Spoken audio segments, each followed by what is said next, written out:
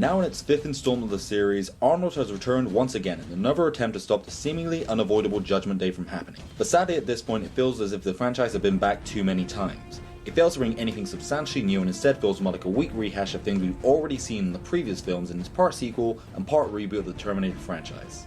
Genisys starts off in the familiar setting of the post-Judgment Day apocalypse. John Connor, played this time by Jason Clarke, who's taking over from Christian Bale, oh, good for you! is leading the rest of the human resistance in the last dash to win the war against the machines. And here is where we actually get our first big problem in the movie. In the original trilogy of Terminator films, this future was only shown in very short glimpses that always made it look like a living hell on Earth. But just like Terminator Salvation, whilst Genisys has the look of a nuclear wasteland, the ease at which these humans take down these robots in the first 10 minutes of the movie makes this future seem less like a living hell and more like a minor inconvenience. Hell, they gun these machines down so easily it makes it look more like a video game being played on casual difficulty. After this, then we're thrown into the familiar storyline where they make the discovery that T-800, played by CGI'd Arnold Schwarzenegger and a body double, has been sent back to the past to kill Sarah Connor, played by Emilia Clarke. Thus the humans send Kyle Reese, played by Jay Courtney, back to the 80s to protect her. But when he arrives, everything is different. Sarah is not the meek, helpless person we saw in the first Terminator, but rather a hardened warrior. And the Terminator Kyle is sent to kill has already been taken care of, with the only T-800 left being an aged model who has raised and protected Sarah since her childhood, that she calls Pops, played by the real Schwarzenegger. Whilst it does pick up here for a bit, with at least one decent action sequence where the T-1000 plays a game of cat and mouse with an unarmed Reese, it's not long before it goes massively downhill. In a needlessly convoluted storyline, it's revealed that Sarah and Pops have made their own time machine. Since, you know, everyone in the 80s was making their own time machines. They travel from 1984 to 2017 to stop Skynet from using a new killer app to take over the world. The reasons for this are poorly explained, and it's pretty much only done so the film can reset the franchise and set up for future sequels. Which would be fine if they were rebooting it for a good reason, but it seems to only be done for no other reason than to rehash the older storylines in a more generic setting. And I mean it, like everything in this film is just copied from the previous Terminator films. We get a robot protecting humans from a more powerful model, stopping Judgment Day, our helicopter chase scenes, over-the-top car chase scenes. The film feels more like a color-by-number of the Terminator franchise. In fact, the only original thing this film seems to offer is the aged T-800.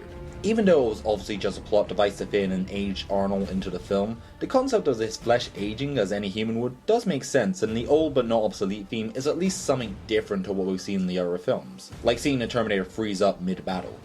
Plus, credit goes to Arnold, who was able to pull off this age routine, whilst also bringing the same kind of intimidating figure that made his Terminator so great to begin with. But speaking of which, whilst this aged Terminator is awesome, the original T-800 has been screwed up so badly. Remember in the original 80s film how the Terminator was like an unstoppable killing machine, relentlessly hunting Sarah Connor and becoming a cinematic icon because of how horrifying and destructive he was? Well, screw that. This film instead turns him into a weak side villain who's as easily killed as that sword guy in the Indiana Jones movie. And I mean that, he's literally just shot and he's killed instantly. Why would you ruin such an iconic villain like this? It would be like having Darth Vader return in episode 7, only to have him be killed off in the intro by getting run over by the Millennium Falcon. Plus, the rest of the characters don't fare much better. Sarah and Kyle are given so little personality and the chemistry between them is non-existent. And then there's John Connor. So spoilers here unless you've seen the trailer that already spoiled this. John Connor is now a Terminator. Are you kidding me?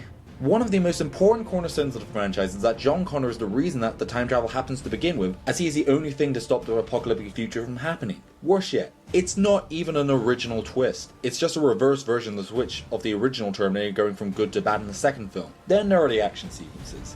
They aren't all bad, like I said, the cat and mouse game with the T-1000 is pretty cool, but everything else is just god awful. The worst is this helicopter chase that is just dreadful, with terrible CGI and physics that seem to border more towards a Looney Tunes cartoon. Another big problem is how self-referential the film is, with so much of the film being comprised of just quoting dialogue from the past Terminator films. Whilst this is fine in small doses, here it is so overused that it ends up feeling more like a homage to the Terminator films than it does a new installment. And it's not even a good homage either. At best, this film is mildly entertaining, but for the most part, it's just boring. With its awful action, dull characters, and being entirely reliant on trying to exploit this nostalgia and doing it very poorly, I give this film a 4 out of 10.